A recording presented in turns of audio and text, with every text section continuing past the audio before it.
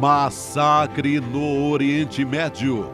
Israel ataca Gaza por terra, mar e ar.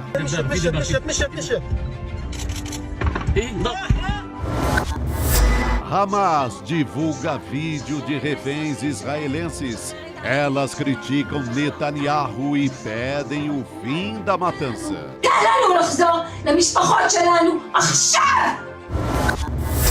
Mortes e destruição agora se espalham também pela Cisjordânia. Do que a gente se livrou. Um ano da vitória de Lula nas urnas. Um ano que o eleitor botou Bolsonaro para correr. A Justiça Eleitoral acaba de confirmar a vitória de Luiz Inácio Lula da Silva. E o Centrão não sossega. Cresce a ofensiva por mais verbas e mais cargos. Não desampare esse país, Senhor! O ICL Notícias, segunda edição, está no ar.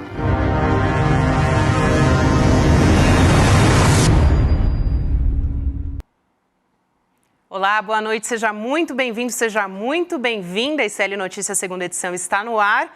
Boa noite para você que nos assiste agora nos canais do Instituto Conhecimento Liberta, também Eduardo Moreira no YouTube. Neste momento, o Conselho de Segurança da ONU está reunido para discutir a situação do conflito entre Israel, o Hamas e também os civis palestinos. Eu aproveito aqui para abrir o nosso site, atualizar as informações a respeito da guerra neste momento. A gente vai colocar aqui agora, a gente tem, por exemplo, a informação de que 2 toneladas de alimentos doados pelo MST estão seguindo para Gaza num avião da Força Aérea Brasileira. A gente não sabe a respeito de como esses mantimentos vão entrar, né, já que está sendo muito difícil que essa ajuda humanitária chegue até a faixa de Gaza, 20 caminhões entrando por dia no máximo. E também hoje foi divulgado um vídeo pelo Hamas de reféns criticando o primeiro-ministro de Israel, Benjamin Netanyahu. Vou ler um trechinho dessa informação, esse vídeo então com 3 reféns israelenses, que diz, né, que mostra o desespero dessas pessoas que estão em cativeiro há 23 dias em Gaza. Uma das sequestradas faz duras críticas, inclusive, ao posicionamento de Benjamin Netanyahu desde o início do acirramento desse conflito, né, porque ele já dura bastante tempo, mas no dia 7 de outubro, e uma delas diz o seguinte, abre aspas, você se comprometeu em nos libertar, mas ao invés disso, somos peões em sua negligência política. Por causa desse seu erro em 7 de outubro, porque não tinha exército lá, ninguém veio. Nós, cidadãos inocentes, cidadãos que pagam impostos ao Estado de Israel, nos encontramos agora no cativeiro. Você quer nos matar? Você quer que o exército mate a todos nós? Não morreram cidadãos israelenses o suficiente? É o que questiona essa refém num vídeo muito duro, em mais um capítulo aí do enfraquecimento do primeiro-ministro Benjamin Netanyahu. Muito boa noite, meus queridos Chico Sá, Chico Pinheiro.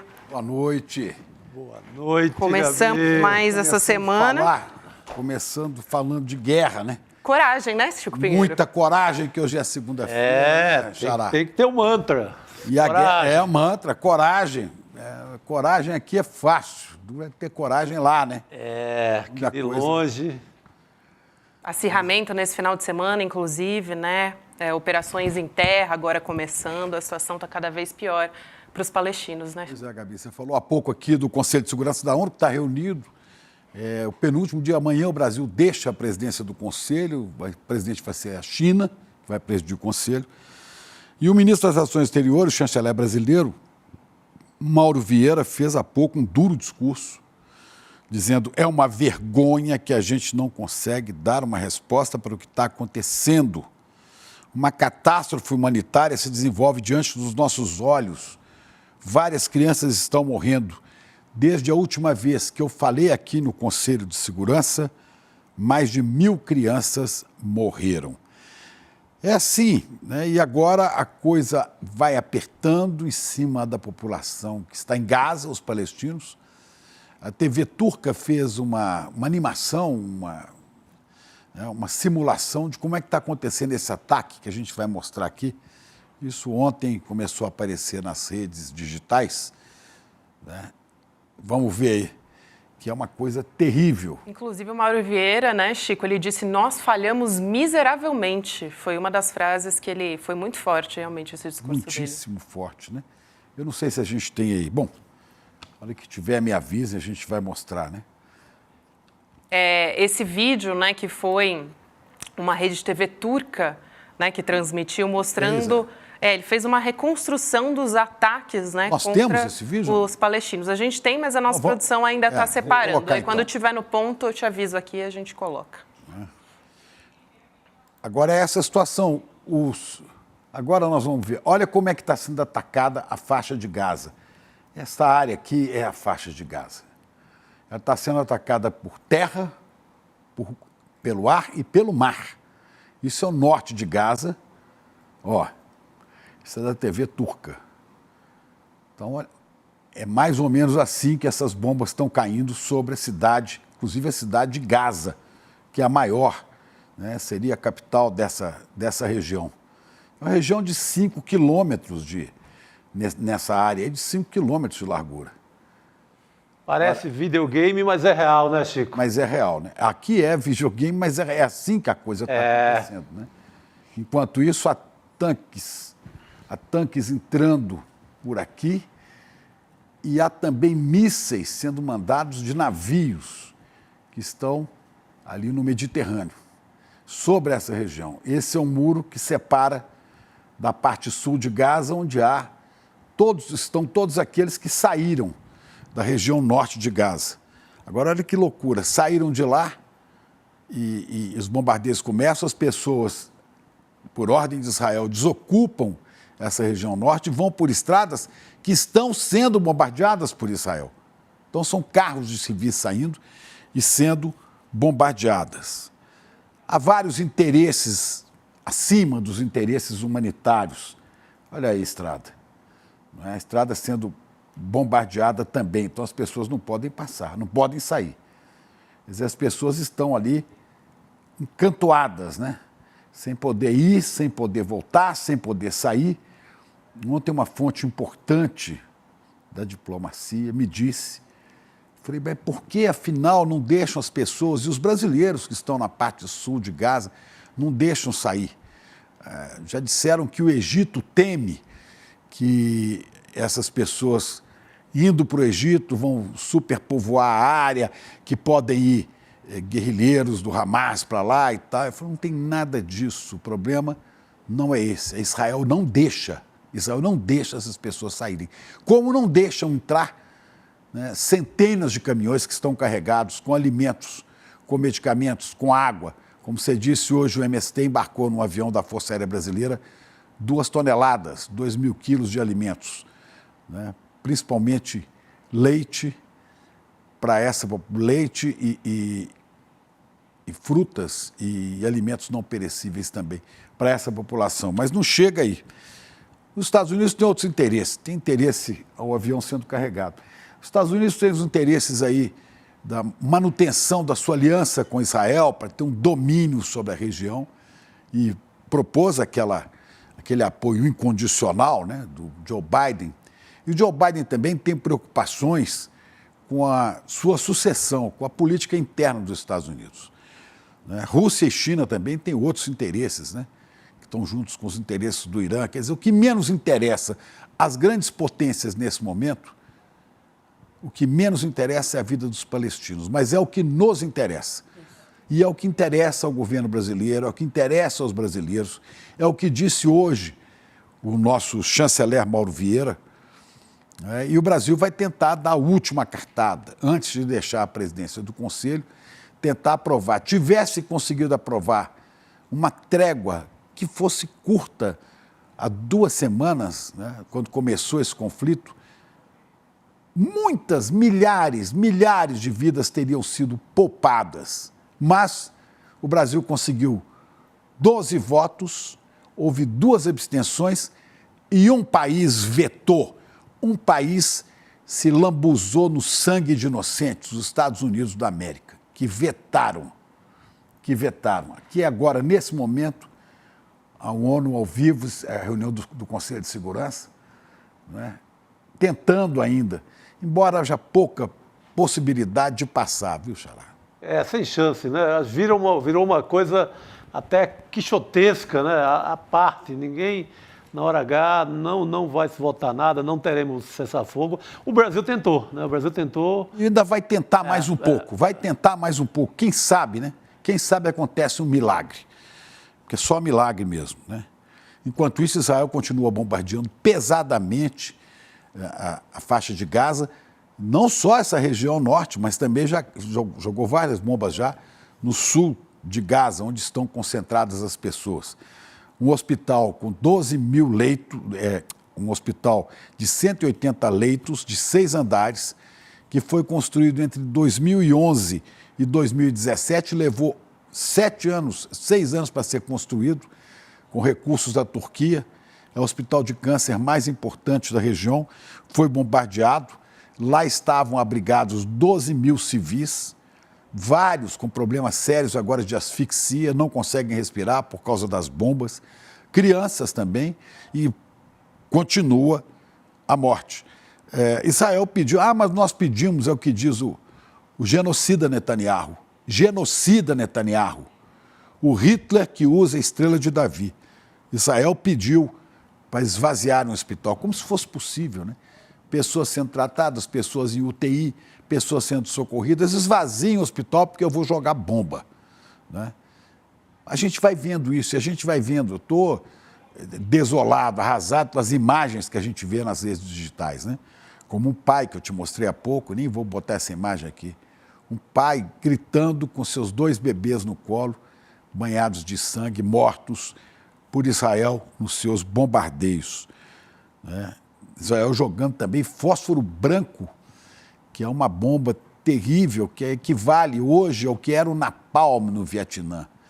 O fósforo branco é uma bomba que solta pedaços e gruda na pele e destrói as pessoas. O fósforo branco está sendo usado indiscriminadamente no norte da faixa de Gaza. Isto é crime de guerra. Como é crime de guerra manter essas pessoas reféns no sul de Gaza sem deixar ter alimento, sem deixar ter água?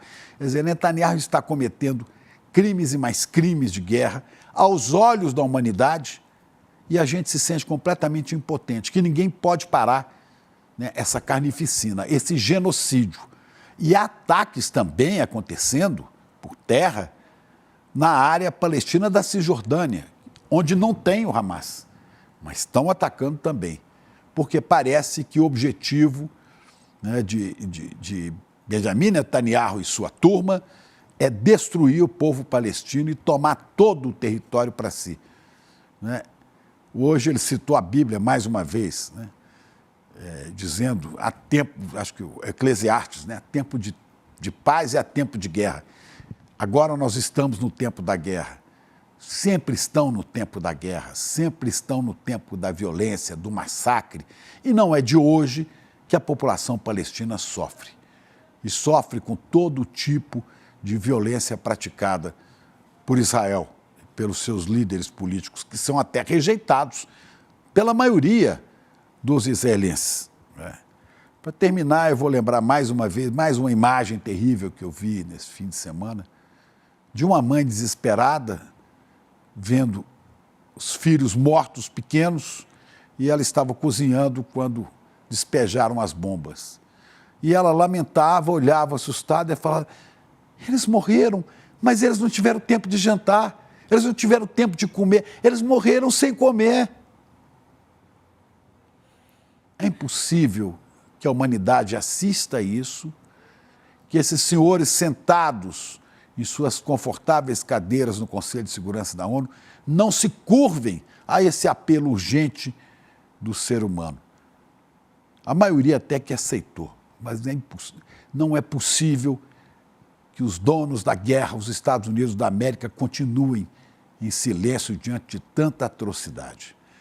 Vamos seguindo, ao decorrer do jornal vão chegar outras informações, vamos ver se até lá, até o fim do jornal, já talvez tenha entrado em votação a proposta, a última tentativa brasileira de trazer um pouquinho de paz, de dar um pouco de tranquilidade para as famílias que estão ali, poderem deixar a região, poder receber quem for ficar alimentos, água e medicamentos. É isso. Vamos. É a nossa tarefa. É a nossa tarefa. Está pesado. Respirar pesado. e seguir, respirar e seguir. E complementando o que você estava falando, Chico, a respeito das crianças, a Catherine Russell, que é diretora executiva do Unicef, agora há pouco deu uma informação de que mais de 420 crianças morrem ou ficam feridas todos os dias na faixa de Gaza. E ela disse o seguinte: o verdadeiro custo dessa última escalada será medido na vida das crianças. Realmente é muito horroroso o que está acontecendo com as crianças na faixa de Gaza, né? Elas são a principal vítima, o rosto das vítimas dessa guerra são as crianças. E a gente não cansa de repetir aqui, né, Chico? Não, é o pior de tudo, esse alvo, né? Quase um alvo preferencial. A meninada, a criançada ser o alvo disso. Eu tenho tentado filtrar ali uma coisa ou outra para poder seguir, porque é muito doloroso para quem tem filho, para quem não tem, para a humanidade, né? É muito Qualquer pesado. pessoa que seja humana, né? Minimamente. Pelo amor de Deus. Eu vi hoje uma informação também de que 73% dos mortos no território, que já está chegando a 8 mil, né? A mais de 8 mil, acho que nesse momento, porque as informações também é difícil de chegar, porque tem os escombros, até conseguir resgatar os corpos e tudo mais. Vários corpos que estão soterrados. Exatamente. Você não sabe quantos, né? A gente tem informação de que dessa parcela dos mortos que a gente tem conhecimento por parte do Ministério da Saúde de Gaza, 73% são vulneráveis, então mulheres, crianças e idosos. É difícil, gente. A situação em Gaza está gravíssima. As últimas 24 horas foram de intensos ataques pelo ar, por meio de terra também, com tanques avançando, e até pelo mar também. Só essa noite foram mais de 600 ataques. Imagens feitas por palestinos, que agora a gente está tendo acesso porque parte das telecomunicações voltaram a funcionar, mostram tanques de Israel em Gaza. O jornalista Youssef Al-Saif registrou o momento em que um tanque de Israel disparou contra um carro civil em Gaza. A gente tem, inclusive, um vídeo que mostra esse momento, esse que a gente está vendo na sua tela agora. Eu vou chamar para conversar com a gente a Anita Efraim, que é jornalista, coordenadora de comunicação do Instituto Brasil-Israel. Anita, minha amiga, boa noite. Se é que é possível, né, falar isso. Oi, Gabi, Chico, também. Realmente tem sido dias muito difíceis, muito duros.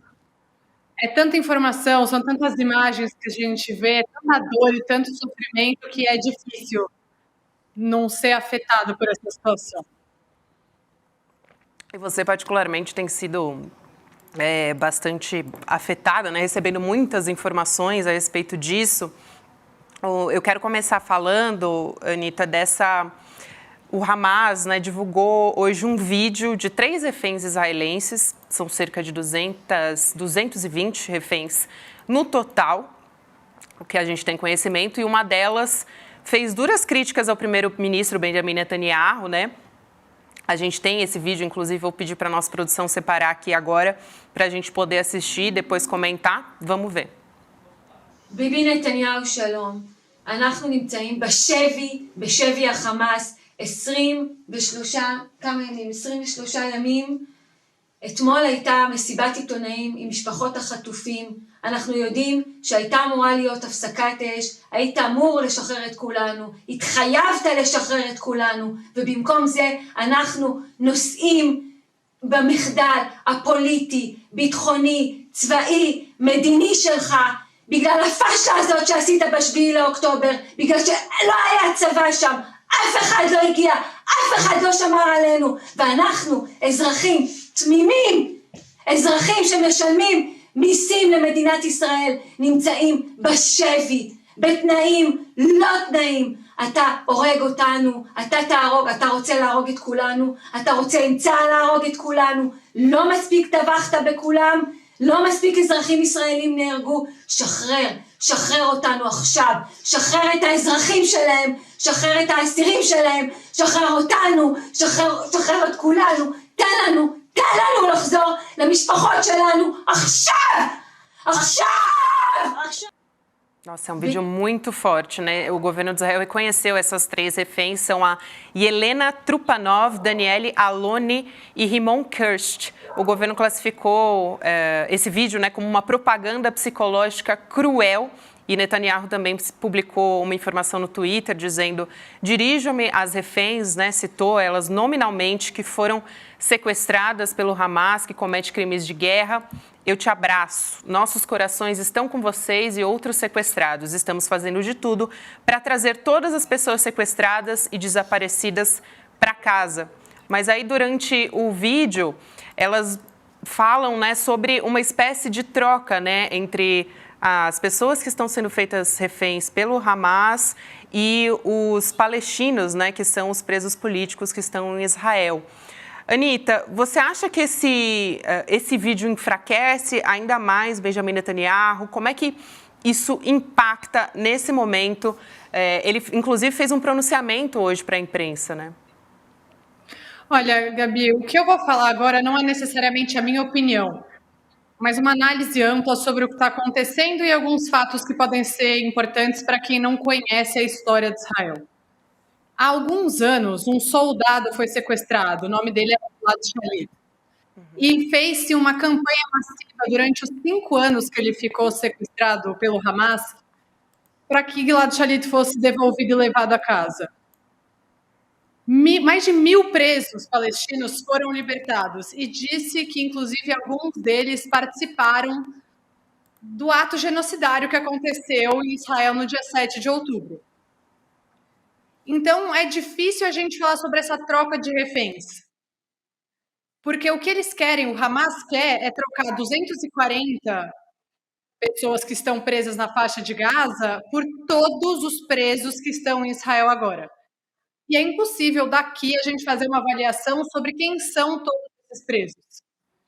As vidas das pessoas envolvidas, dessas pessoas sequestradas, não deveriam ser mensuradas. Mas é difícil acreditar que Israel vai efetivamente libertar todas essas pessoas que o Hamas está demandando para libertar os israelenses. Vale dizer que hoje também uma soldada que estava feita como refém em Gaza foi libertada depois de uma incursão terrestre. Eu entendo que hoje as informações que a gente tem de Gaza são majoritariamente dadas pelo Hamas, mas o Hamas ainda é um grupo terrorista que sequestrou pessoas, e essas pessoas que a gente vê no vídeo, algumas que já foram libertadas, outras que a gente sabe que estão sequestradas, muitas são ativistas pela paz. Não são pessoas que ocupam a Cisjordânia, que hostilizam palestinos, não, são pessoas que são ativistas pela paz, que levavam pessoas de Gaza com câncer para tratar em hospitais israelenses. Então, esse é o desespero dessas pessoas. Netanyahu acabou. Politicamente, não existe futuro para Benjamin Netanyahu, porque os israelenses responsabilizam sim ele pelo que aconteceu, porque teve uma falha absurda, nunca poderia ter acontecido nada parecido.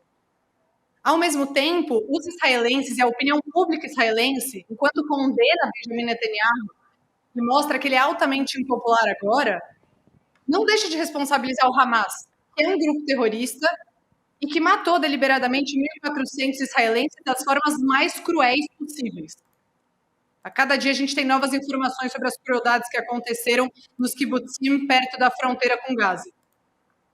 Então, eu acho muito perigoso que a gente adote um discurso, em geral, de responsabilizar Benjamin Netanyahu por tudo, enquanto o outro lado é um grupo terrorista. O que não isenta o primeiro-ministro de Israel de tudo que ele representa, de tudo que ele é, da ocupação que acontece na Cisjordânia, que não deveria acontecer, do quanto ele afastou Israel da paz. Nada disso pode ser apagado. Mas do outro lado está um grupo terrorista. E isso não pode ser excluído também do debate. Anitta, Chico Pinheiro, você não considera que as ações do governo de Israel são ações terroristas? Quando mata 8.000 palestinos, crianças inclusive, quando despeja bombas sobre hospitais, quando usa o fósforo branco, que é proibido, é considerado crime de guerra, porque até a guerra tem limites, mas aí não tem. Né? Então, porque eu digo, a gente precisa classificar as coisas com o nome que elas têm. As ações do Hamas, a meu ver, foram ações terroristas no dia 7 de outubro. Mas as ações do governo de Israel, As ações do Estado de Israel são ações terroristas, a meu ver. E não são terroristas só agora, não. Vêm sendo terroristas há muito tempo sobre o povo palestino. Em Gaza, na Cisjordânia, com a ocupação de casas de palestinos, com a matança, com o pavor que levam. Não há entre os israelenses quem veja este governo como um governo terrorista na sua avaliação?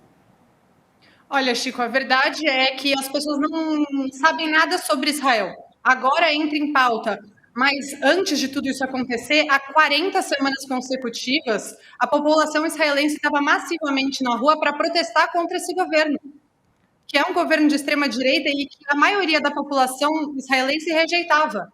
Eram 150 mil, 200 mil pessoas nas ruas de Tel Aviv, todas as semanas. Isso só falando de Tel Aviv, tinha protestos também em outras partes. Mas agora ele virou o Messias, né? Nas ruas. Mas agora ele virou o Messias, a luz contra as trevas. Não. É o que ele diz, né? E consegue. Mas é o que ele diz, não o que a população israelense diz. Pois é, como mas com você a guerra mesmo citou, ele tenta trazer para si essa sempre foi a estratégia dele. O discurso dele, a bandeira dele sempre foi a questão da segurança. Comigo vocês estarão seguros. Mas ninguém mais acredita nisso. Porque no dia 7 de outubro, o Hamas entrou em Israel e matou 1.400 pessoas.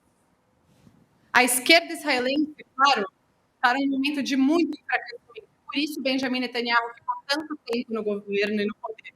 Quase 20 anos, não consecutivos necessariamente. Mas Benjamin Netanyahu não tem a menor chance de continuar no poder quando e se isso acabar. Ele é amplamente rejeitado pela população que se sente totalmente desamparada. Mas o problema é que a cada dia ele mata mais. A cada dia ele destrói mais. Ele tem como meta, já deixou isso mais ou menos claro, a extinção dos palestinos, que muitos veem como animais. De forma nenhuma eu compactuo com esse tipo de opinião. No Instituto Brasil-Israel, desde a fundação do IB, a gente sempre levantou a bandeira de 2 estados, que é a única solução possível para isso. Não, eu concordo, espera. Eu concordo que os israelenses dar segmento assim, ao raciocínio. Esse não é raciocínio, esse não é a visão da turma do Netanyahu. A turma do Netanyahu, de forma nenhuma. É essa visão sensata, humana do israelense, não é a visão do governo de Israel. O governo de Israel tem outros objetivos.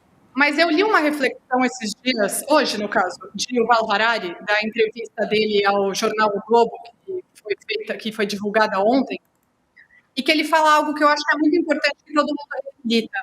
Hoje, os israelenses e os palestinos, cada um à sua maneira e pela sua própria tragédia, estão sentindo tanta dor, que eles são incapazes de qualquer empatia. Então, quem tem que fazer por essa paz é o resto do mundo.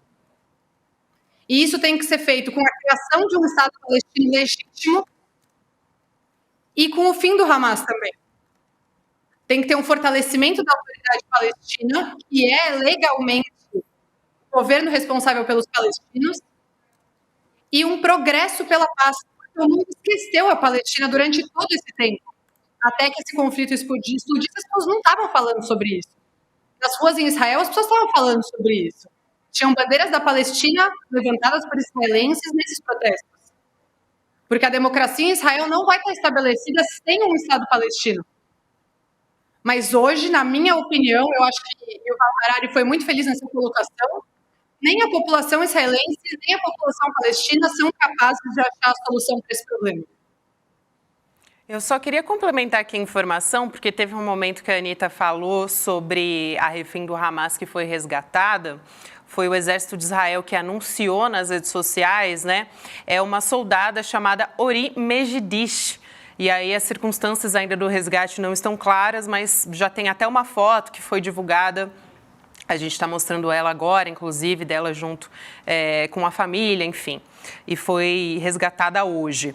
A gente tem também informações a respeito do Crescente Vermelho, né, que é a Cruz Vermelha da região, mostrando pessoas dentro do hospital Al-Quds, na faixa de Gaza, e uma pessoa que caminha em meio à fumaça, inspecionando, vou pedir para a nossa produção colocar esse vídeo, se possível, porque eu estou descrevendo aqui, né? Mas essa pessoa caminha em meio à fumaça, inspecionando os danos causados pelos ataques. E além dos pacientes, né, o Crescente Vermelho disse que 14 mil pessoas foram deslocadas pela guerra, que estão abrigadas no hospital. O Crescente Vermelho reforçando, né, uma entidade humanitária internacional integrada à Cruz Vermelha e tem a atuação voltada para países islâmicos e é oficialmente reconhecida por 33 deles. E junto também com essa informação a respeito do hospital, de que foi atingido hoje um hospital financiado pela Turquia em Gaza, notícia que saiu no Al Jazeera, né? A gente tem informação, a gente estava agora há pouco colocando na rede social, vou pedir para a gente recolocar aqui na tela, aí, agora sim. A gente tem as imagens, né, de como que ficou essa destruição desse hospital, que fica depois dessa ocupação, né, after the occupation, diz que o alvo foi o terceiro andar, né, o terceiro piso desse hospital que ficou todo completamente deteriorado, né? Também uma das questões que a gente traz aqui bastante é como os hospitais em Gaza estão sendo um alvo muito grande nessa guerra, né, Chico Sá? Porque tanto pela falta de energia, porque não consegue atender os pacientes, como também pelos próprios bombardeios, né? E há desconfiança, né, das tropas de Israel que os hospitais escondem, ou seja, no subsolo ou em outras dependências, escondem militantes do Hamas. Há também essa informação. Mas eu gostaria de perguntar, comentar com a Anita, a gente começou a ver muitas manifestações antissemitas no mundo inteiro, em consequência, óbvio, dos ataques aos palestinos, e tivemos uma que eu julgo mais grave, agora no Daquestão, não é isso o nome? Daquestão, que foi um cerco, praticamente um cerco aos aviões, em que a população local chegava a exigir, queria ver os passaportes, porque se fossem judeus seriam atacados. Como é que você vê essas manifestações mais radicais, Anita, pelo mundo, que a gente começa a testemunhar nos últimos dias, começou a testemunhar? Chico, é muito triste observar isso acontecendo e não precisa ir tão longe, né? No Brasil, a gente também tem muitas manifestações antissemitas acontecendo. Eu tomaria um pouco de cuidado com a palavra consequência, porque não tem como eu, que moro no Brasil e não tenho qualquer relação com o que está acontecendo lá, relação prática, né? Sim. Ver que a minha relação com o meu país e com as pessoas que moram aqui, que estão ao meu redor, está sendo afetada em consequência da governo de Israel. Eu não gosto muito dessa palavra, então acho que a gente pode tomar um pouquinho de cuidado em relação a essa correlação. Ótimo, entendi, sim. Mas é muito preocupante, de verdade. Eu acho que o antissemitismo, ele é muito... Em qualquer terreno, o antissemitismo, ele é fértil. Você começar a ver nas redes sociais as pessoas expressando e dando opiniões como Hitler deveria ter acabado com todos eles, é muito assustador. Você hoje estar em qualquer lugar, você vê as manifestações pró-palestinas, elas são justas, mas a hostilidade aos judeus não faz sentido.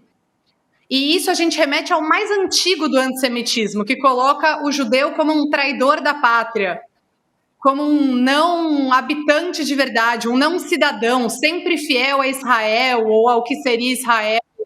Porque mesmo antes de existir Israel, existia o antissemitismo. Né? Na Inquisição não tinha Israel, no Holocausto não tinha Israel, e mesmo assim o antissemitismo existia. E o judeu era sempre visto como um infiel à própria terra. E é a mesma coisa que está acontecendo agora em todos esses lugares. Por que os judeus estão sendo responsabilizados por isso? Tem dezenas de milhares de judeus que são contra o que está acontecendo agora na faixa de Gaza, mas nenhum deles vai escapar desse tipo de hostilidade. Anita, aproveitando isso, desculpa, você ia falar alguma coisa, Chico? Nós tivemos aqui um professor judeu, que teve a família dos avós, Flávio Wittling, exterminada completamente nos campos de concentração.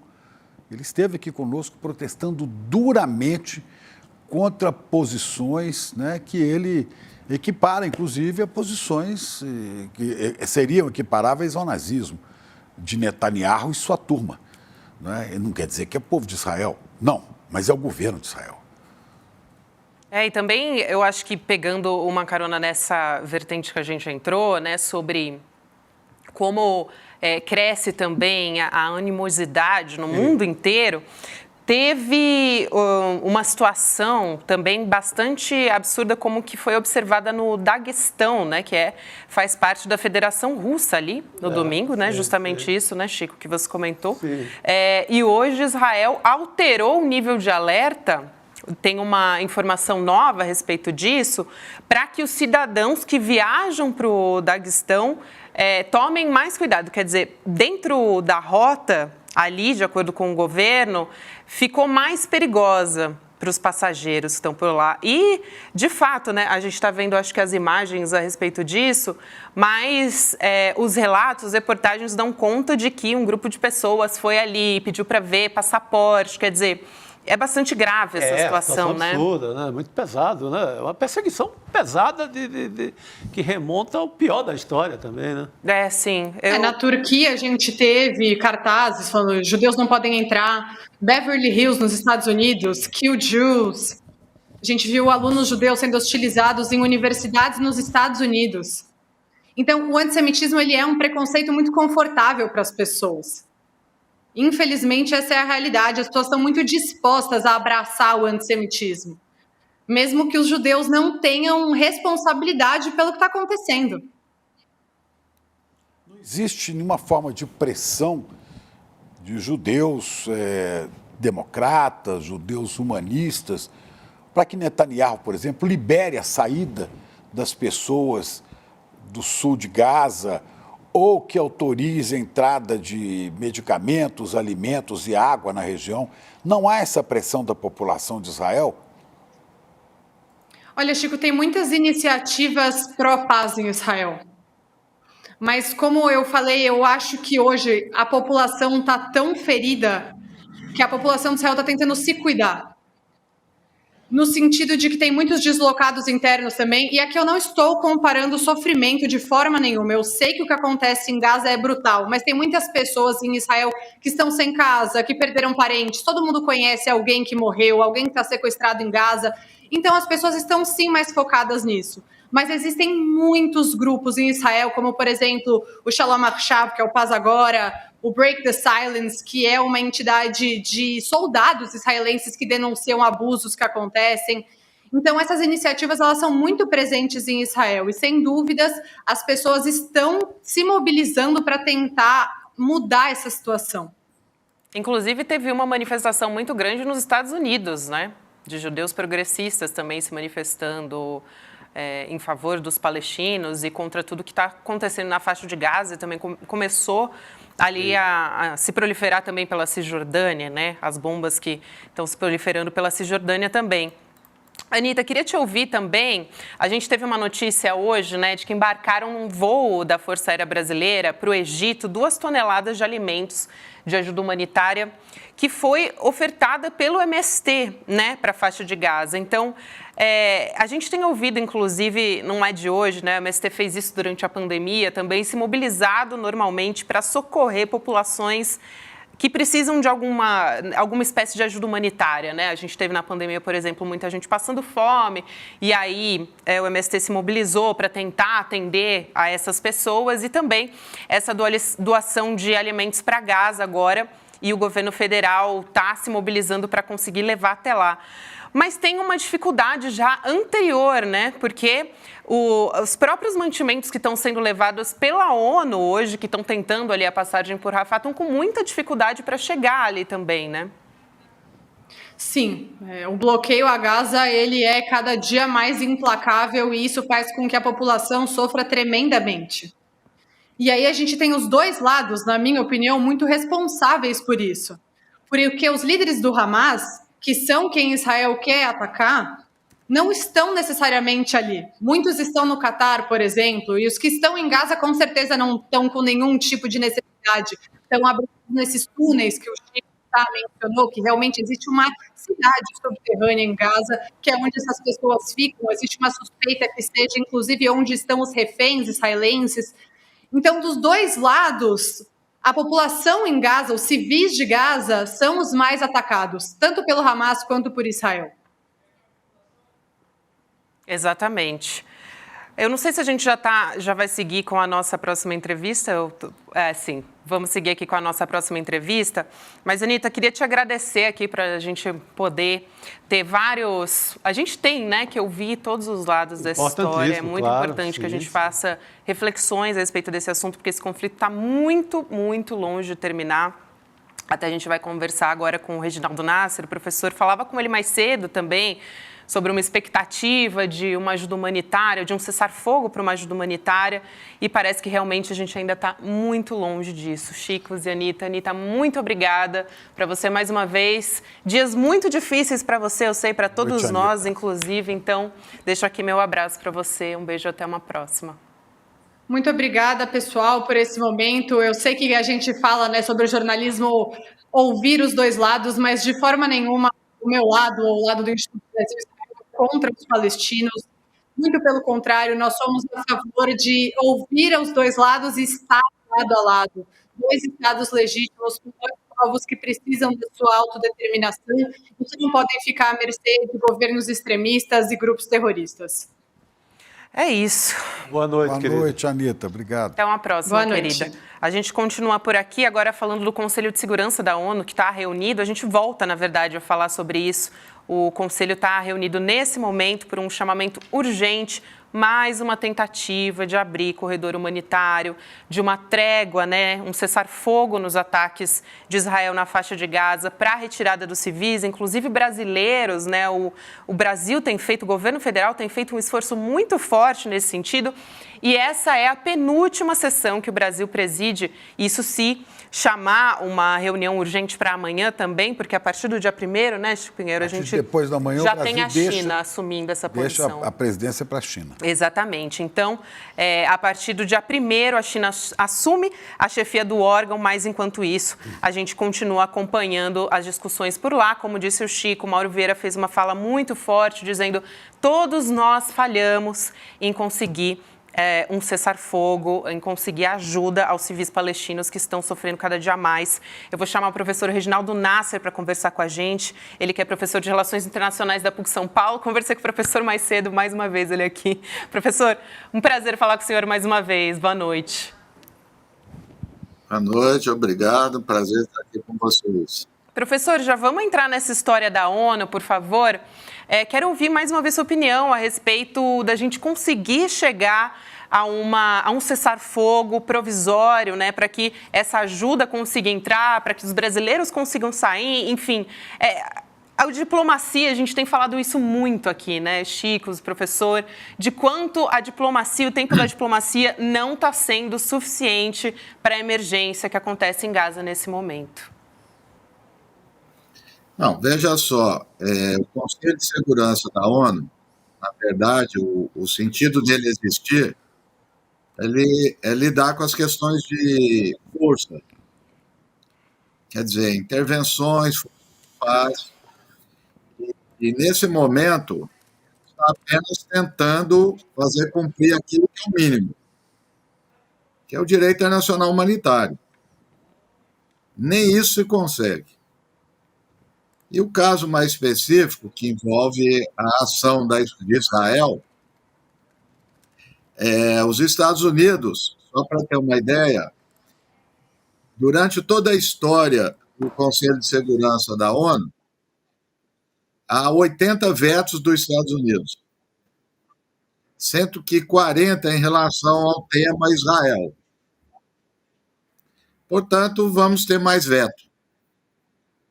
E a diplomacia não vai estar nesse nicho, não vai estar nesse espaço.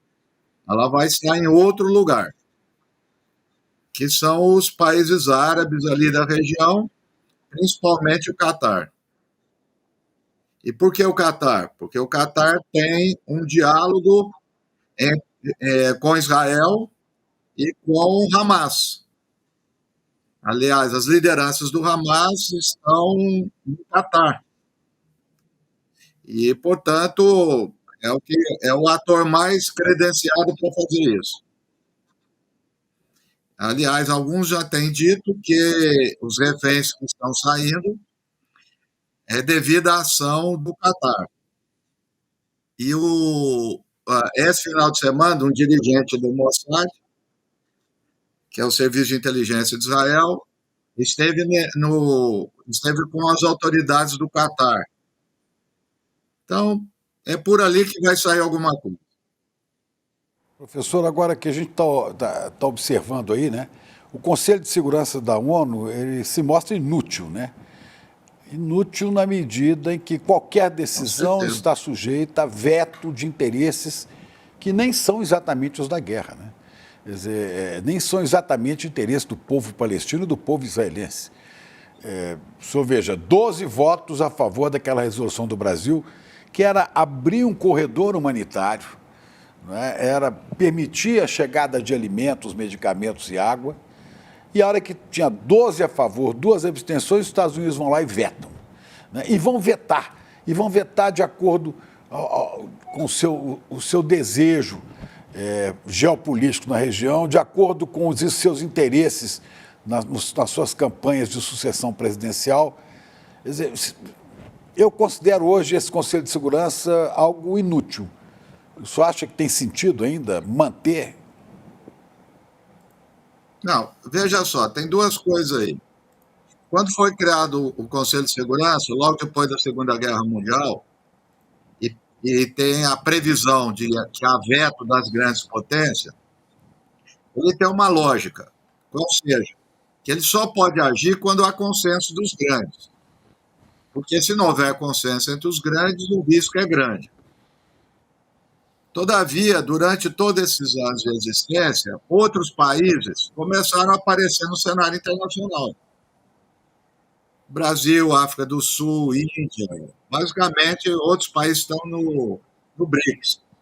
Então era hora de abrir mais esse Conselho de Segurança para países que tivessem representação regional. Então, isso seria uma questão importante. Agora, você mencionou uma questão do Biden, que nem isso da eleição é verdade, porque todas as pesquisas nos Estados Unidos estão dando que o Biden caiu em popularidade e que a maioria dos americanos estão reprovando a política dele em relação ao conflito.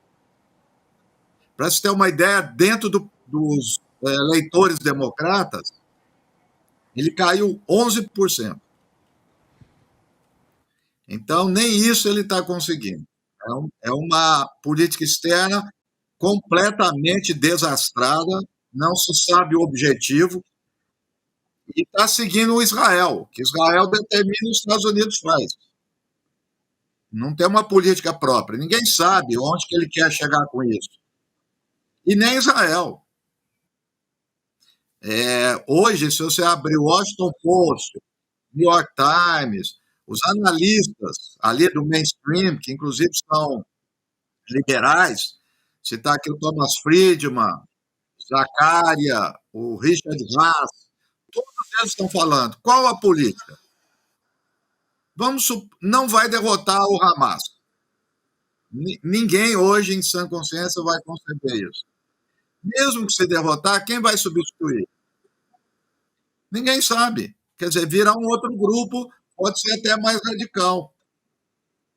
Então, não há nenhum projeto, nenhuma estratégia para o Oriente Médio. O que está sendo feito agora é fazer com que haja uma resposta para a opinião pública, no sentido de dizer que está atacando o Hamas. Até hoje, na entrevista que nós estávamos conversando, eu mencionei um fato que é muito interessante. O Israel soltou uma notícia que só ontem atingiu 600 alvos do Hamas. Bom, há 20 dias que ele está bombardeando o Hamas. Então, nós vamos deduzir que o Hamas possui a maior força armada do mundo. Não é possível. Todo dia acerta o Hamas. Óbvio que não é. São hospitais e são civis. O Hamas está praticamente intacto. Professor, tem uma outra questão que eu queria trazer aqui. A nossa produção fez uma arte que eu acho muito interessante para a gente dar uma olhada, para a gente contextualizar de forma histórica, como nos últimos 15 anos, desde 2007, quando impôs um bloqueio, Israel atacou Gaza 6 vezes. A gente tem aqui as ofensivas de Israel contra Gaza nos últimos 15 anos. Então, em 2008, as forças de Israel invadiram Gaza para matar combatentes do Hamas. Ataque matou ao menos 1.000 palestinos e 12 israelenses. Quer dizer, os civis sempre são os principais alvos, né, aparentemente. Os palestinos, né? Os civis 1.000 palestinos. contra 12 israelenses. Exatamente. É preciso, não podemos comparar vidas humanas, mas quando você tem essa desproporção, quando o Hamas mata 1.400 israelenses, Israel mata 8.000, você tem que fazer uma comparação, porque está havendo... A resposta é um massacre. Então, 2008, continue, por favor. Não, é acachapante, né, Chico? É importante mesmo a gente sublinhar, né, esses dados que a gente tem aqui. Aí a gente tem 2012, Israel realizando ataques aéreos em Gaza por 8 dias seguidos, matando um dos líderes do Hamas e 180 pessoas. 2014, ataques aéreos de Israel mataram mais de 2,1 mil palestinos e 6 civis israelenses. Mais uma vez, a gente aponta a diferença de desproporção. 2014, 2.000 palestinos. Aí, 2021, a gente continua aqui na linha, né, histórica. Israel expulsou famílias palestinas do bairro Sheikh Jarrah, em Jerusalém, ou seja, na Cisjordânia. Ataques aéreos israelitas mataram 250 palestinos em Gaza. 2022, 3 dias de bombardeios de Israel em Gaza deixaram ao menos 44 mortos, incluindo 15 crianças. No ano passado, hein, gente? Quanta gente sabia disso? Quantas vezes a gente ouviu falar disso na mídia? Né? A gente está falando disso agora, mas a gente simplesmente... E agora 2023, né? Que é o que aconteceu agora. E a gente tem os dados também. Até agora são mais de 8.000 mortos, 8,3 mil mortos, sendo 3,4 mil crianças. Vai lá, Chico. Professor, isso tudo, somado ao que a gente está vendo agora, né? Não justifica, absolutamente não justifica que as ações do Hamas se manifestem como ações terroristas. Embora eu acho que não foi para isso que o Hamas foi criado. Era um grupo político com posições radicais, mas as ações se revestem de teor terrorista. Agora, esses números que a gente mostrou aqui, mais o que está acontecendo agora, 8.000, 7.000, 8.000 mortos, não sabemos o número de quantos palestinos estão sob os escombros, né? E fora isso, esse confinamento do povo palestino por determinação de Israel, porque isso é muito claro, o Egito não está nem aí para essa história. Se quiserem abrir a fronteira, muita gente vai poder sair. Isso não vai revelando que é uma política de dominação completa do território e de extermínio de um povo, de um genocídio.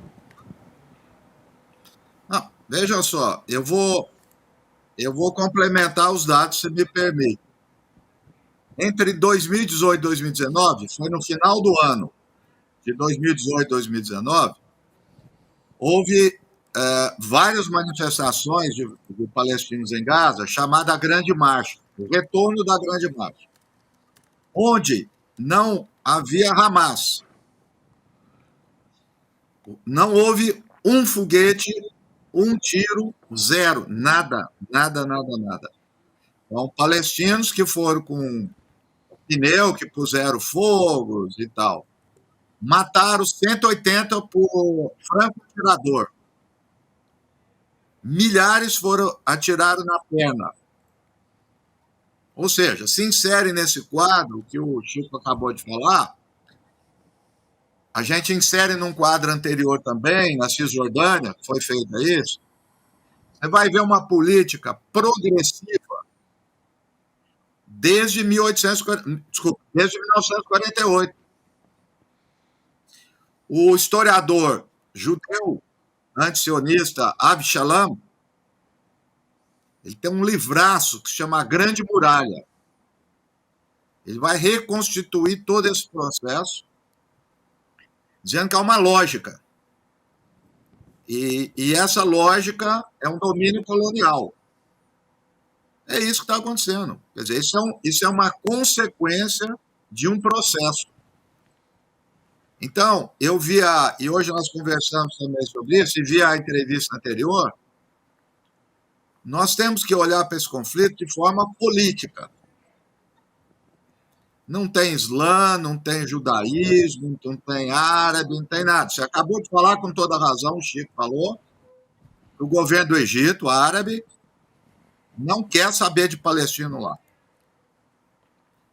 Então, é uma questão eminentemente política, que se refere a território, que se refere a Estado Nacional, que se refere à libertação nacional. Algo que nós vimos no mundo inteiro. América Latina, África, Ásia. Então, o que acontece? Gaza e a Palestina em geral é um dos últimos processos de colonização no mundo. Nós estamos em século XXI, faz 75 anos isso. E eu vou repetir aqui o Lula. Ele disse, a ONU era fraca, criou Israel. A ONU é forte, teoricamente, porque tem hoje bem constituída, e não cria a Palestina. É essa a questão. É simples, o Lula tem toda a razão.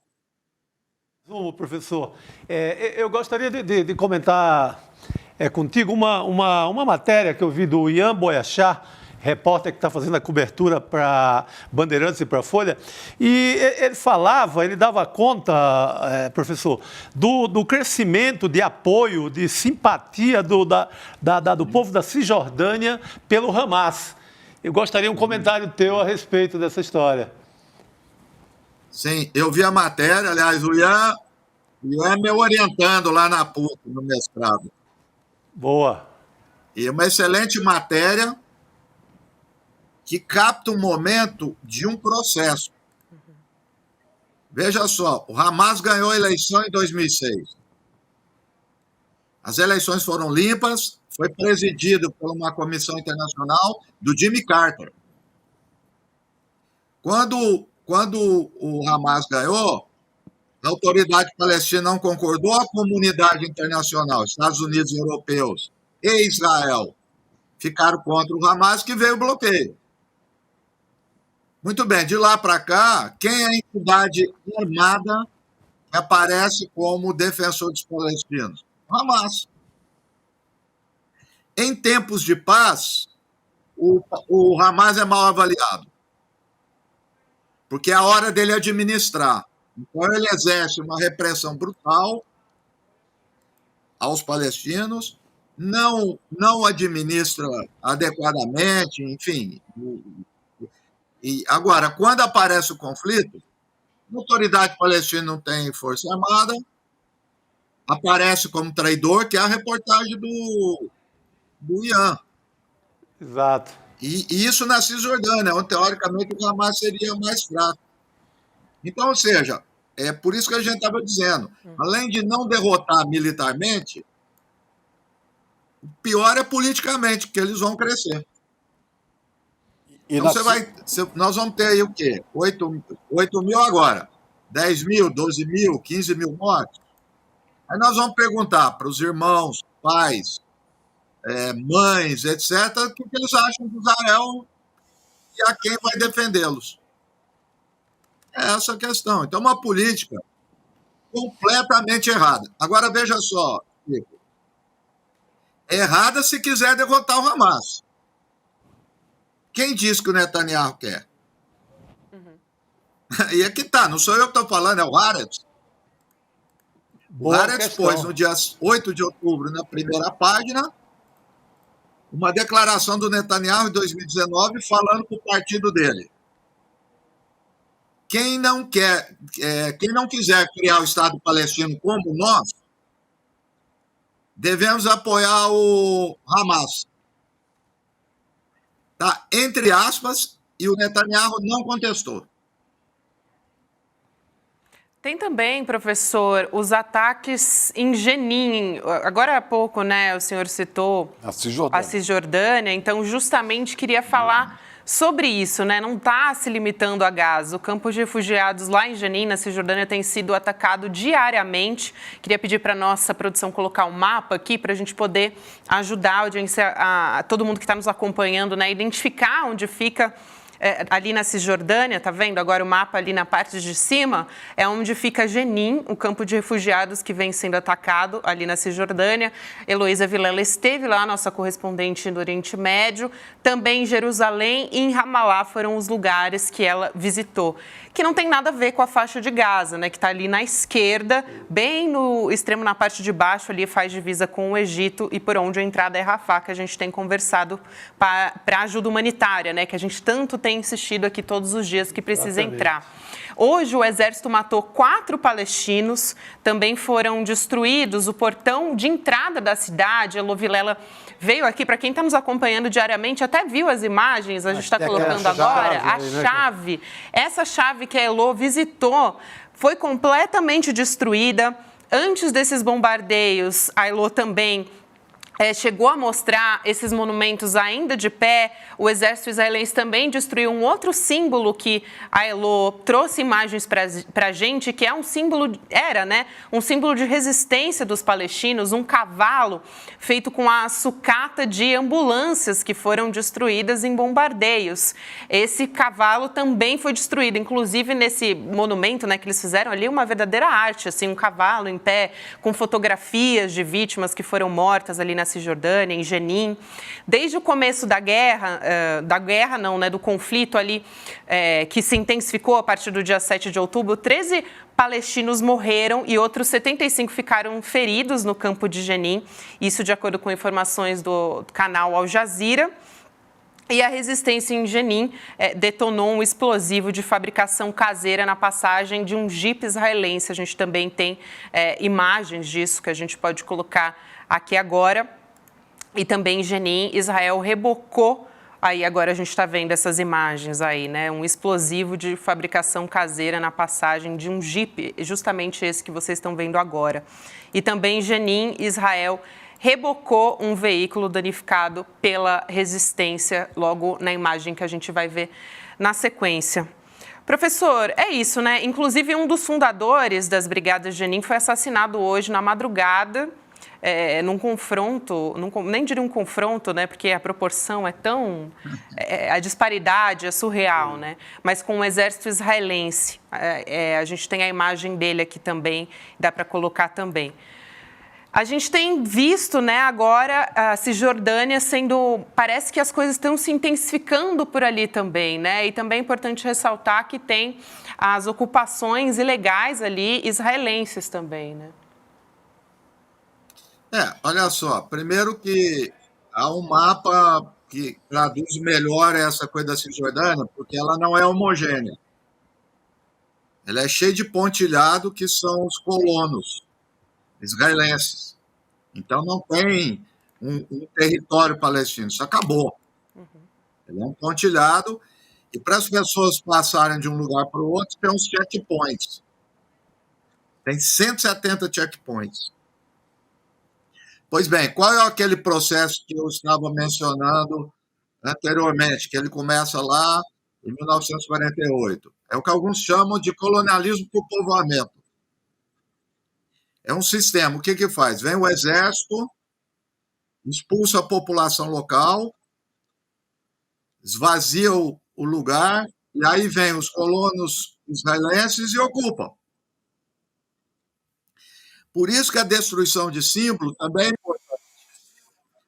Várias cidades, centenas de cidades palestinas, desde 1948, mudaram o nome das cidades, destruíram os olivais.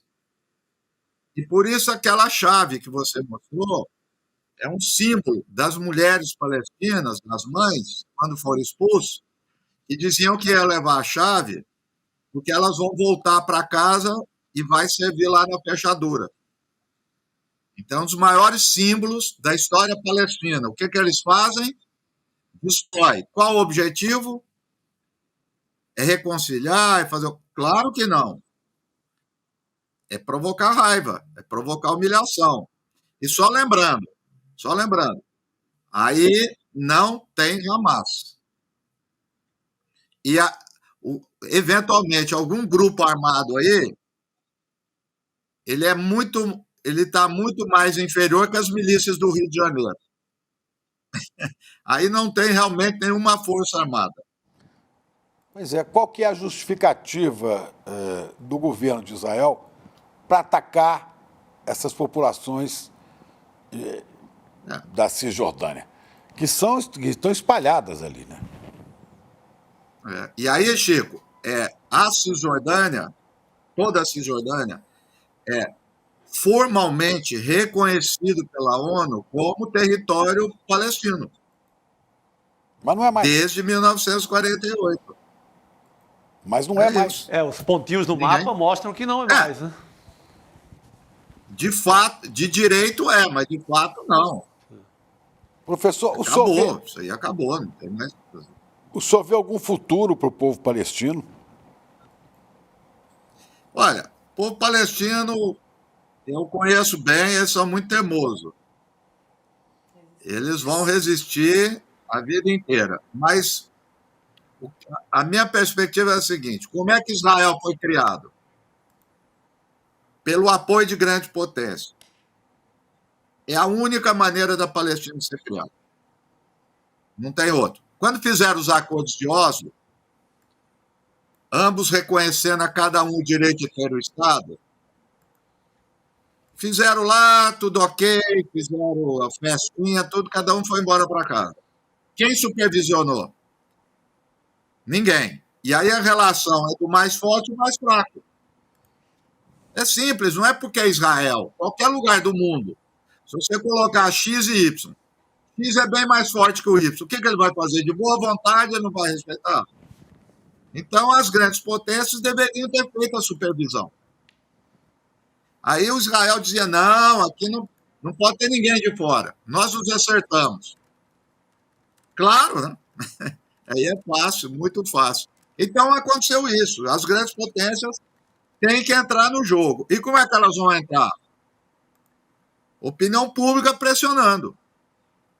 É isso. A Inglaterra, França, Estados Unidos, Rússia e China é mais fácil porque estão caminhando mais para isso, né? Então é isso, precisa ter grande potência, senão não vai adiante. É isso, professor. Quero agradecer muito a sua presença aqui mais uma vez, né? Eu queria, inclusive, ressaltar, né, que o professor Reginaldo Nasser amanhã vai estar também no Em Detalhe junto comigo a partir das 10h30 da manhã. A gente conversou por meia hora sobre essa segunda etapa, né? Segundo está dizendo o Benjamin Netanyahu, que tem essas incursões por terra, uma intensificação né, de bombas e de mortes contra os civis palestinos. O professor Reginaldo Nasser é professor de Relações Internacionais da PUC São Paulo. Sempre um prazer conversar com o senhor, professor. Até uma próxima. Até uma próxima. Boa noite. Obrigado, professor. Boa noite, professor. Boa noite. A gente segue por aqui. Eu vou falar sobre Brasil, mas antes eu só queria dizer, né, que os brasileiros continuam aguardando que essa fronteira com o Egito seja aberta. São 34 brasileiros até o momento que pediram para ser repatriados, sendo 18 crianças no total. Aí a gente está dando a imagem, né? O que é a passagem de Rafah, que é justamente por onde os brasileiros poderiam receber ajuda humanitária e também sair, né? O corredor humanitário seria por ali justamente para a chegada do Egito. Só esperam e a bomba cada vez mais chegando no quintal, né? Agora, eu repito, informação que eu recebi de fonte quente. Os brasileiros e todos estão presos ali. Sim. Presos por Israel. Não pode. Não permite a saída deles. Como eu já disse, o Egito está aí para isso, não. O Egito aceita. O Egito aceita. Sim, sim. Já disse que aceita, né? Agora é esperar que o governo de Israel libere os brasileiros para poderem seguir ali na passagem. Bom, vamos aliviar um pouco, né, esse clima de guerra, o que é muito difícil, porque a gente tem atualizado a todo momento, né, as informações do conflito. Mas exatamente um ano, dia 30 de outubro, eu queria te perguntar onde é que você estava quando o Lula derrotava Bolsonaro no segundo turno da eleição. Comenta aqui no chat que eu quero saber.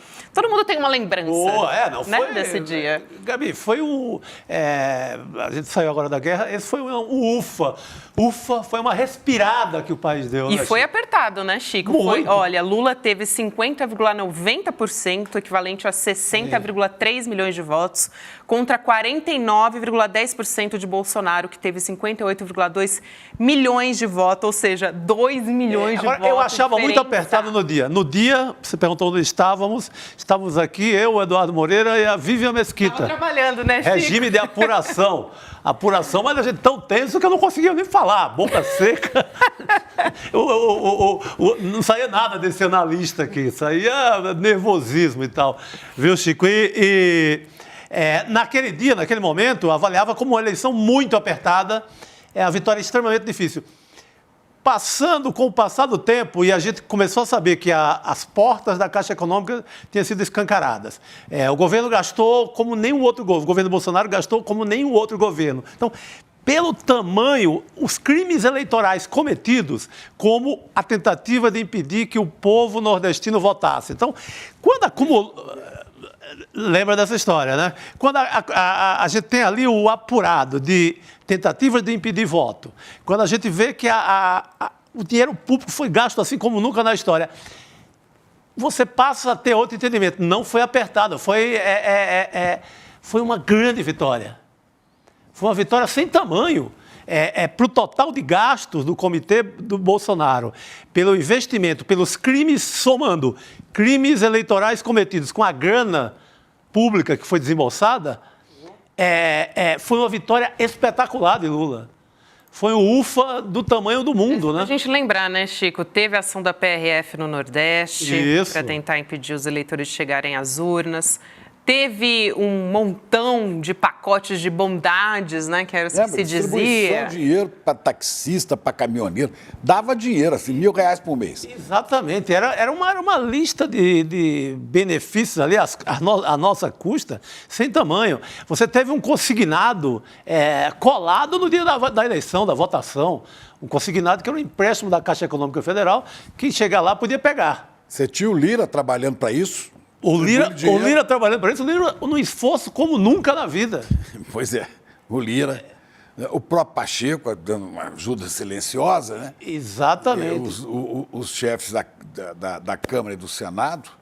E outra coisa que a gente não está falando, Chico, você tinha um sem número de igrejas, uma rede, aspas, uma ruma de igrejas. Boa, Xará, uma ruma... Pentecostais, fazendo campanha política descarada, porque estava recebendo dinheiro. Distribuindo alimentos. Você lembra de um flagrante que o repórter Caco Barcelos deu lá na região centro-oeste, em Goiás, um armazém gigante distribuindo... Importantíssima, né? Um armazém gigante distribuindo comida, distribuindo tudo, comprando voto abertamente. Então, aquela eleição que eu julgava muito apertada aqui no ICL Notícias, no dia 30 de outubro do ano passado, a gente vê que foi uma vitória espetacular do Lula. Fosse hoje, sem os instrumentos que Bolsonaro usou, perderia a eleição de lavada. Perderia a eleição de lavada. Ficaria do tamanho que ele é, quer dizer, chegando no máximo a 30%. Não teria comparação. Aí você tem aí hoje uma comoção nas redes sociais de comemoração. Eu acho que essa própria comemoração hoje, esses manifestos, são prova de que o governo está dando certo, porque não se comemora governo fracassado. Então você tem, desde a simbologia popular da picanha, que realmente baixou de preço, ao Bolsa Família, que ganhou reforço. Você teve tem uma questão que eu julgo a mais importante, que a repórter Sônia Bride cobriu como ninguém, a colega do nosso amigo Chico, que é aquela operação na Amazônia para salvar o povo Yanomami. Aquilo, eu acho que já valeu um governo. Picanha à parte, que me perdoe, aquilo já valeu um governo. Sem contar a flexibilização das armas, né, que a Sônia Bride também cobriu como ninguém. A questão das armas, importantíssima, o governo trabalha na linha totalmente contrária, embora os militares, inclusive em quartéis de exército em São Paulo, continuem tirando armas de quartéis para dar a milícias, para dar a traficante. Então, há essa política de arma importante com o Flávio Dino. Inflação controlada, falava-se que ia ser o apocalipse. A turma do Paulo Guedes, da Faria Lima, agora vem o apocalipse, não, acabou o mundo. O Brasil vai ser uma Venezuela e uma Argentina, lembra? Bem lembrado essa imagem da Venezuela. Primeiro vai ser uma Argentina. O brasileiro vai comer cachorro, como os venezuelanos. Lembra dessa fake news? Nossa, sim. Que era ali alimentada pelo povo que achava que a economia ia ser um fracasso e tal. Não tem nada disso. Então, é um governo com muito êxito, um governo que conseguiu, apesar do... O Chico sempre cita 2 inimigos, 2 heranças malditas deixadas pelo Bolsonaro. O presidente do Banco Central, Campos Neto, e o presidente da Câmara, Arthur Lira, nosso velho conhecido. Arthur Lira, chefe do Centrão. Sim. Campos Neto, filhote de Paulo Guedes de Bolsonaro. Mas, apesar do Arthur Lira, ou então com toda a chantagem do Arthur Lira, com todo o gasto político e gasto em moeda mesmo que o Arthur Lira exige, é um governo que aprovou uma reforma tributária que fazia séculos que o Brasil clamava por ela, não vinha. Não é a reforma dos sonhos, mas veio. Você tem agora nos super ricos, não foi a vantagem que a gente imaginava, como o próprio Eduardo Moreira mostrou aqui, mas você tem uma grande vantagem de arrecadação em cima das offshore. Da offshore, que inclusive é uma marca do próprio Paulo Guedes e do Campos Neto, que são possuidores desse tipo de lá fora. Uma manobra para não pagar dinheiro. São os patriotas que criam mecanismos lá fora para não deixar grana aqui no Brasil. Então, é um dia de um segundo ufa. É um ufa muito histórico, porque, pô, olha aí, do que nos livramos. Feliz aniversário, não eleito, o imbrochável e inelegível. Aliás, livramos do pior da história. Está correndo agora, não tem o resultado ainda, o segundo dia de julgamento no Tribunal Superior Eleitoral de mais uma ação de inelegibilidade de Bolsonaro e de Braga Neto. Eu não sei como é que está o placar, porque começou já, se alguém Na verdade, é amanhã, né? Dia 31 que o TSE está retomando a análise das ações sobre o abuso de poder bicentenário da independência. Amanhã, nesse horário, então, a gente retoma. Nesse horário, a gente vai estar sabendo. Ainda bem que você me lembrou, eu tô achando que nós já estamos na... No dia 31, né? Ainda não, ainda é dia 30, que meio de 31 a gente fica mais confuso. 31 de outubro, amanhã... Vou pedir só para a nossa produção colocar aqui na tela também o tweet do presidente Lula, porque ele postou a respeito disso hoje, né? Fez a lembrança ali, ele disse: há um ano a democracia vencia nas urnas, de lá para cá retomamos programas sociais, reduzimos o desmatamento e o desemprego, recuperamos a imagem do Brasil do mundo e a vida melhorou. O que você está achando e como está se sentindo um ano depois? Né? Ele gosta de jogar ali para conversar com o pessoal nas redes sociais, né? Ou nas redes digitais, como sempre chama atenção, né? O Chico gosta dos sociais, porque ele acha que de social não tem nada. Mas eu acho que está certo. Isso aqui são redes digitais, social não tem nada aí. É isso aí, mas olha só, gente, a gente está falando aqui sobre, né, o tanto, nem tem comparação, né? Olha a gente aqui no... Eduardo Moreira, nosso diretor de jornalismo, Maurício, também a Helga nossa editora-chefe, todo mundo comemorando. A Cris, o Gessé e o Misael no telão, essa foi a hora. Olha o Caio aí na... Agora, amanhã, gente, o Lula recebe os líderes do Centrão. Acho muito providencial a gente falar disso agora. De acordo com o blog do Noblar, vai ter o seguinte, né? A discussão vai ser em torno dos cargos, espaços do governo. O Centrão prepararia, na verdade, uma ofensiva contra o presidente Lula. Guga, meu querido, boa noite para você. Que ofensiva seria essa? Opa, estamos sem som. Os caras querem mais, né? Estamos sem som. Ouvir Guga Noblar. A quem interessa silenciar Guga Noblar. Guga, os caras querem mais. Que apetite é esse, Guga? Tá ligado aqui. Aqui Vocês estão me ouvindo, no estúdio a gente não escuta. Vem cá, então. Tá, a gente pode seguir, aqui parece que todo mundo tá ouvindo, menos a gente. A gente só precisa aqui restabelecer a comunicação com a gente. Que tá. Mas aparentemente, vamos lá. Nós não estamos ouvindo o Guga aqui. Vamos lá. Então lá vou eu, gente. Pois é, o Centrão, como sempre, tem um estômago muito grande, né? Eles querem sempre levar demais, eles têm os olhos grandes também. E o Centrão, claro, tá ávido por mais espaço no governo Lula. Depois de conseguir a superintendência e a presidência da Caixa Econômica Federal, foi a vez de irem atrás da Funasa. Então amanhã vai ter uma reunião entre o Lula e o Centrão, e nesta reunião, sim, o Lula vai ser cobrado quanto à Funasa, Fundação Nacional da Saúde. Ela que tinha sido extinta ainda no governo Lula, mas que foi recriada durante a MP que reestruturou os ministérios do governo Lula. Então foi recriada a Funasa, mas não tem ainda um presidente ali. E o Centrão briga entre eles. Claro que tem uma competição entre os partidos do Centrão. Então PSD e Republicanos estão de olho na Funasa. Fora a Funasa, que parte do Centrão quer indicar uma presidente ali, ou presidente, tem também a questão da própria Caixa Econômica Federal. O Lula entregou a Caixa Econômica para o Centrão, deu o Caixa para o Centrão, mas ainda não entregou todas as superintendências. Tem 12 vice-presidências que o PT precisa ainda entregar, e uma delas, que é a que cuida do programa Minha Casa e Minha Vida, o PT tenta ainda manter. Então ainda está se arrastando essa questão, principalmente dessa superintendência, que é a de habitação, que lida com o programa Minha Caixa Minha Vida. Então tem Funasa, que está no cardápio de pedidos, como eu expliquei há pouco, do Centrão para o Lula amanhã.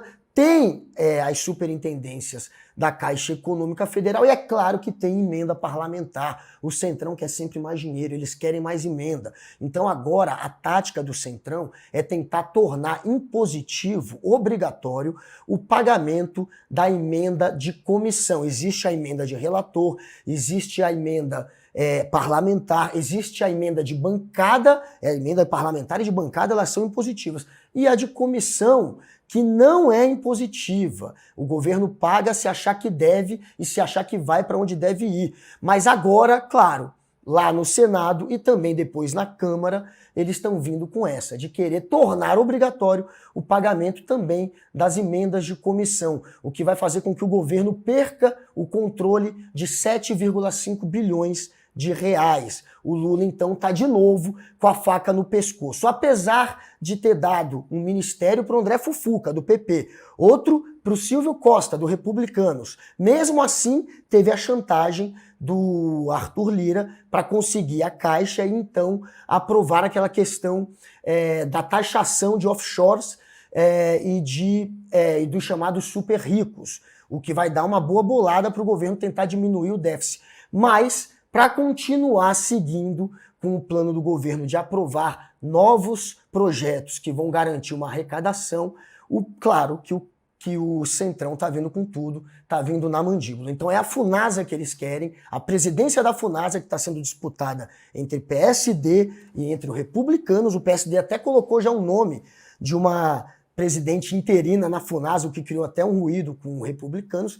A Caixa, que ainda falta a superintendência, principalmente do que cuida da Minha Casa e Minha Vida, ser dada para o Centrão. E, claro, a emenda parlamentar, eles sempre querem mais. Esse pessoal joga na base da chantagem sempre. Já entregou a presidência da Caixa para um aliado de Lira, agora querem as vice-presidências também, Guga, é isso?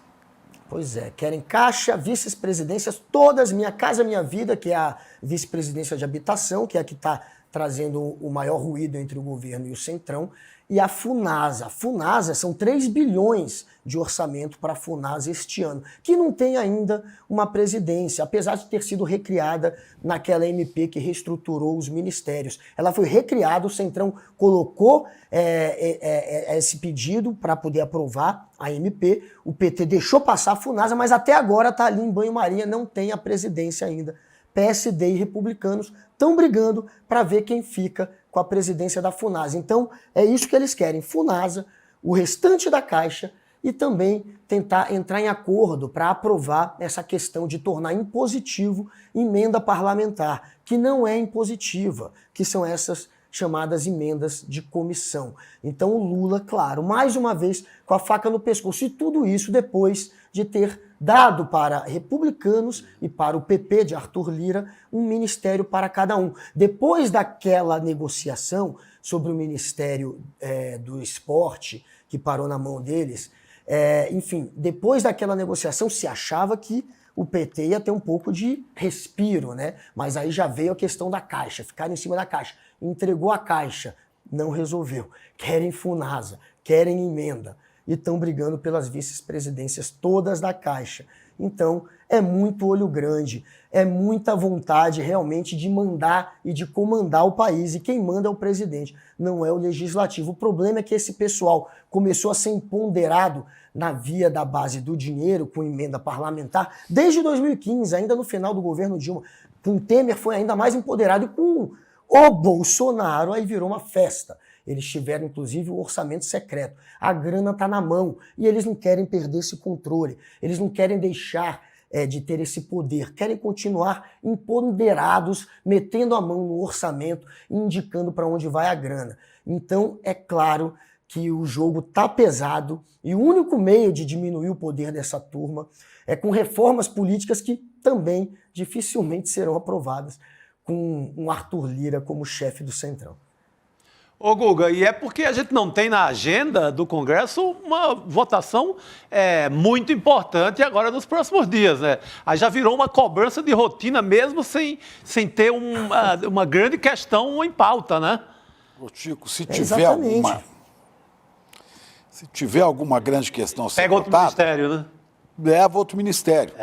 Quer dizer, isso aí é o resultado, eu digo, da falta de educação, gente, a falta de educação política das pessoas. O governo Lula precisa se preocupar muito e precisava ligar suas ações, seus ministérios, para fazer educação política, para discutir isso nas comunidades. Porque senão esse povo vai ser reeleito. Quer dizer, hoje é o Arthur Lira, amanhã é um Eduardo Cunha da vida. Cada hora eles vão ter alguém lá sentado. Sim, uma campanha pedagógica da importância do voto no Congresso, do voto para deputado. É uma questão de se discutir o que é a política. Qual é o peso de um deputado, qual é o peso de um senador. Hoje é difícil você dizer assim, quem tem o poder é o presidente. Não, o presidente tem um poder, mas depende do presidente da Câmara, que pode, a qualquer momento, criar uma enorme confusão. Não se esqueça que a presidenta Dilma tinha muito poder até a hora que o Congresso resolveu derrubá-la, porque não atendia aos interesses deles. E para isso... Bateu de frente com o Centrão, que era Eduardo Cunha na época. O que aconteceu? Né? Isso o Lula tem negociado, né? Mas até quando? Até quando nós, eleitores, demos poder para essa gente? É preciso que haja um trabalho incessante nos movimentos sociais, nas ações do governo, de educação política, das pessoas entenderem. Há muito se queixa, o Rio de Janeiro hoje está entregue à milícia, a tráfico, não sei. O Rio de Janeiro elegeu a família Bolsonaro inteira. O Rio de Janeiro elegeu o Cláudio Castro, que é uma tragédia de governador. O Rio de Janeiro elegeu o Pazuello, não é? O Pazuello foi o mais votado. O Rio de Janeiro elege quem que o Edir Macedo manda. Né? Então, por aí vai.